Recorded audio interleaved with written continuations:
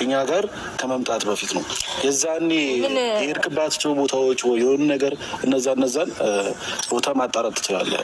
ካስታወስክ ምን አይነት ጥርጣሬ እንደኖረኝ ታውቃለህ? ኬፍ ሰላም ጤና ይስጥልኝ። እንዴት የተከበራችሁ ቤተሰቦች እንዴት ናችሁ? እኔ ያለው እግዚአብሔር ይመስገን። ቤተሰብ ማለት ነው እንግዲህ አሁን ላይ እየተናገረ የሚገኘው ኤፍሬም መግቢያ ላይ እንደሰማችሁት እኛ ጋር ከመምጣት በፊት ተደርጎብህስ እንደሆነ በምን ታውቃለህ? ምክንያቱም በእኛ ለምን ታሳብባለህ? አያችሁ አይደለ? በሄርሜላ እያሳበበ ነው የሚገኘው ማለት ነው። እኛ ጋር ሳትመጣ እኛ ጋር ሳትገባ በፊትስ ተደርጎብህ ቢሆን ይሄ ማለት ሄርሜላ ጋር እያለህ ተደርጎብህ ካለ እያለው ነው ማለት ነው። እና ሩታም እንግዲህ ቀጥላ ምንድን ያለችው እኔ ራሱ እጠረጥር ነበረ፣ እኛ ጋር በመጣ ጊዜ ብዙ ነገሮቹ ተቀያይሯል። አያችሁ አይደለ? በደህናው ጊዜ ሲሄድ ልጁን ለማየት ማለት ነው። እና እንግዲህ ምንድን ያለው አብርሽ ልጁን እንግዲህ አይቶት አያውቅም፣ ናፍቆታልና እንዴት ነው ይሄዳል እንዴ? አደገ አለ እኮ አደገ፣ ልጁን ናፍቆታል፣ አይቶት አያውቅም። እውነቱን ነው ማለት ነው። እና አዎ ይሄዳል አለች ሩታ። እኔን እንግዲህ የሰው ልጅ ጤናውን ሲያጣ ይሄን ያህል እንዲህ ነው ማለት ነው። እና ምን ለማለት ፈልጌ ነው እንግዲህ ሩታና ኤፍሬም ሊናገሩ የመጡት ምንድን ነው፣ በፊት ቪዲዮውን አብርሽ ማየቱ ስለማይቀር ያደረግነውን ነገር ያያል። ስለዚህ እሱኑ አብራርተን እንገረው ብለው ኤፍሬምና ሩታ እንግዲህ ተገናኝተዋል ማለት ነው። ምክንያቱም ያው ልጁ እንዳይረብሻቸው ቡዜ ልጁን ተቀብላ ሄዳለች። እናንተ አውሩ፣ ምክንያቱም ቡዜና አብርሽ ያው አብረው ስላሉ ሁሉንም ሚስጥር ስለምታውቅ ማለት ነው። በዛም ወረደ በዚህም ወረደ ሄርሜላ አድርጋባሃለች እና እሷን ጠርጥር እንደማለት ነው። አብርሽ ግን አሁንም ምንም ግልጽ የሆነለት ነገር የለም። ምክንያቱም የምትነግሩኝ ነገር አሁንም የተገላቢጦሽ ነው። ስለዚህ እናንተም ሂዱ፣ እኔም እሄዳለሁ ከልጄ ጋር አብሬ ውልና ከልውል ጋራ ሲመሽ ልጁን አመጣልሻለሁ፣ ከዛ በኋላ እኔ እመለሳለሁ ብሏል ማለት ነው። ምክንያቱም አብርሽ ልጁ የእሱ እንደሆነ አልካደም፣ ያውቃል። ከሩታ ጋር በፊት አብረው እንደነበሩና አብረው እንደተለያዩ ከዛ በኋላ ግን ዞሮ ሩታ ጋር እንደገባ ነው የማያውቀው ማለት ነው። እና እንግዲህ አሁን ሩታና ኤፍሬም በሄርሜላ ጥምጥም እየሄዱ ነው የሚገኙት። ግን አብርሽ አንድ የሆነ እውነታ አለው ማለት ነው። አንድ የሆነ እውነታ አለው። ስለዚህ ይህንን እውነታ ደግሞ እንግዲህ አልተናገረም። ሄርሜላንም ይጠይቃል፣ ሩታንም ይጠይቃል፣ ኤፍሬምንም ይጠይቃል። ግን ሁሉም የየራሳቸው የሆነ ነገር አንድ ነገር አለ ማለት ነው። አብርሽ ግን የጠረጠረው ነገር አለ። ግን መናገር ለምን ፈራ? ለምን አልተናገረም?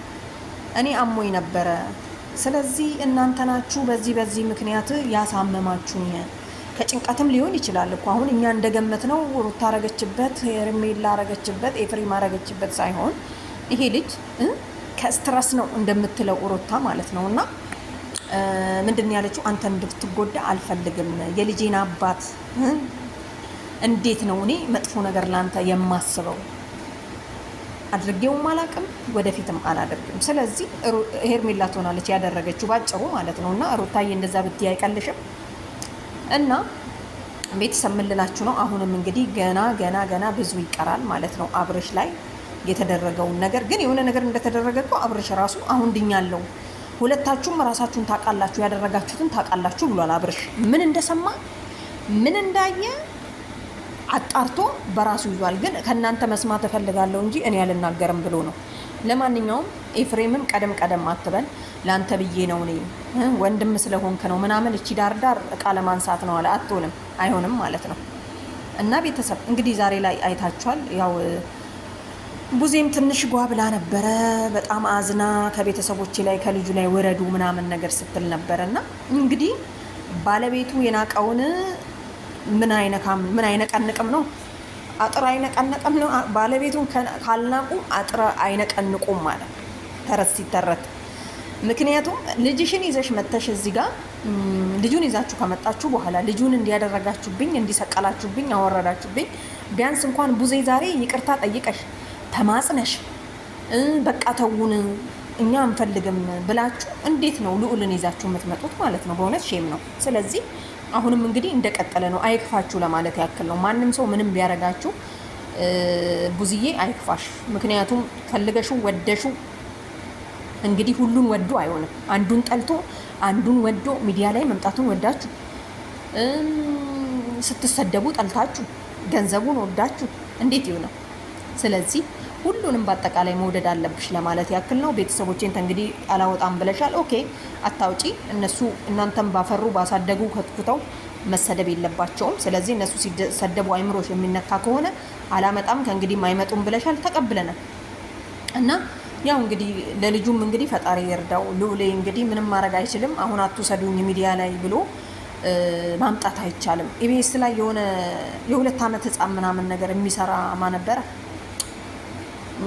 ልጁ አለሱ ፍቃድ እንትን ላይ አላመጣውም፣ ሚዲያ ላይ አላመጣውም፣ አድጎ ራሱ ሄዳለሁ ካላለ ብሎ አለ። ስለዚህ አንቺ ደግሞ ልጁ ፍቃድም ሳትጠይቁት እንግዲህ ፍቃድም መጠየቂያ ሰዓት ስላልሆነ ስለዚህ ትንሽ ብትታገዙ እናንተ ራሳችሁ ስሩ። በቃ ራሳችሁ እየተሰደባችሁ ምንም እያላችሁ ምናምን ማለት ነው። እና ቤተሰብ ለምን እንደደገምኩት ታውቃላችሁ? ቅድም ቡዜ የተናገረችው በጣም ደቂቃው 32 ደቂቃ ስለሆነ ያው እኔ 6 ደቂቃ ነው ገረፍ ገረፍ አድርጌ የመጣሁት እና በጣም እየቆጨኝ ነበረ። ለማንኛውም ቤተሰብ ኤፍሬምም ሩታም ሄርሚም ይመቻችሁ። ምክንያቱም እንዲህ አይነት ነገሮች ሁሉም ቤት ስላለ ነው ቡዜ ማለት ነው። እና እያስተማራችሁን ያላችሁት በብዙ ነገርም ያው አለ አይደል። ለማንኛውም አብርሽዬ አንተ እውነቱን ያውጣልክ፣ እኛም መስማት እንፈልጋለን። በጣም እየጠበቅን ነው። አብርሽ ድኖ አብርሽ ላይ የሆነ ነገር ከተደረገም ሄርሜላም ከሆነች ትዘቀዘቃለች፣ ሩታም ከሆነች ትዘቀዘቃለች፣ ኤፍሬምም ከሆነ እንደዛው ተብሎ እየተጠበቀ ባለ ሰዓት አሁንም እንግዲህ ቪዲዮ ተቋርጧል። ምክንያቱም አልተስማሙበትም። አሁንም እንግዲህ ያው ተመልሰው መምጣታቸው አይቀርም። ምክንያቱም አብርሽ እውነታውን ይዟል። እኛም የምንፈልገው እውነታውን ነው።